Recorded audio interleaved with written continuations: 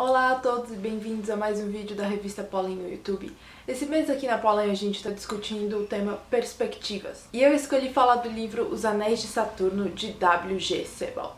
Essa é a edição em inglesa, mas existe uma tradução em português lançada pela Companhia das Letras. O livro foi originalmente escrito em alemão e lançado em 1995. E é meio difícil definir exatamente qual é a história. É metade memoir, metade livro de viagem, metade livro histórico, com um pouquinho de ficção jogado no meio. Basicamente, o livro começa com a viagem de Sebald por algumas cidades costeiras na Inglaterra, e à medida em que ele vai andando e mudando de cidade, ele vai tendo memórias do passado.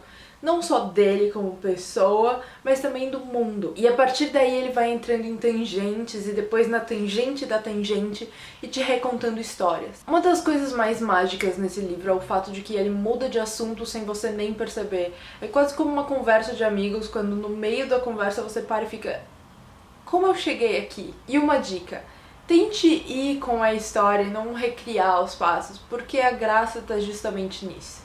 Em você se perder e se achar num lugar completamente novo. Esse livro também, eu devo dizer, tem uma forte tendência àquilo que está decaente, que está às vésperas de desaparecer, que está meio destruído, quase como se tudo tendesse à extinção. E ao escrever esse livro, o que Sebald tenta fazer é, na verdade, recriar aquilo que foi perdido.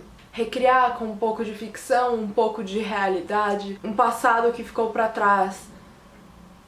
E, como eu disse, não é nem necessariamente o passado dele, é o passado do mundo. E ele reconta essas histórias como se ele tivesse vivenciado aquilo.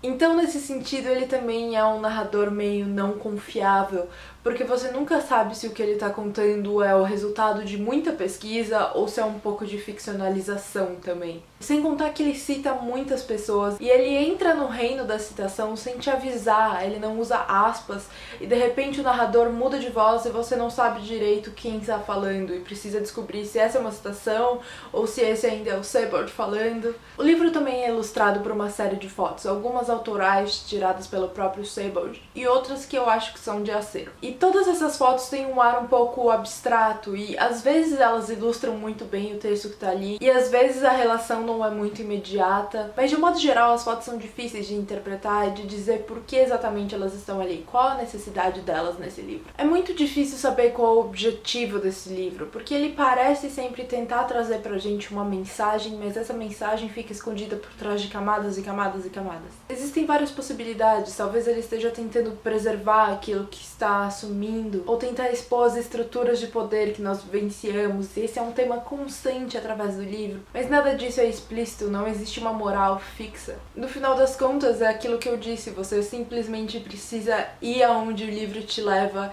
e aceitar que essa é uma grande ruminação da memória de um estudioso. E apesar de cada parte te ensinar coisas novas, a grande moral desse livro, na verdade, é o fato de que ele não tem uma única moral. Eu super recomendo. Ele tem uma linguagem meio mágica, meio de mistura de realidade e ficção, que é realmente incrível. E apesar de meio assustador no princípio, essa é uma leitura que flui muito rapidamente. E eu devo dizer que eu compreendo porque esse livro influenciou tanta gente no mundo das artes, etc. Ele realmente mexe um pouco com a sua cabeça. Então é isso, pessoal. A gente se vê mês que vem. E lembrem-se de seguir a Pollen em todas as redes sociais do mundo. E deem like e compartilhem o vídeo. E a gente se vê em breve. Beijinhos!